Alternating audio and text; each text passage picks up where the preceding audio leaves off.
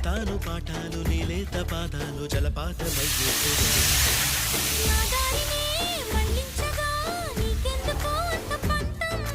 మంచేతిలో ఉంటే కదా ప్రేమించడం మానటం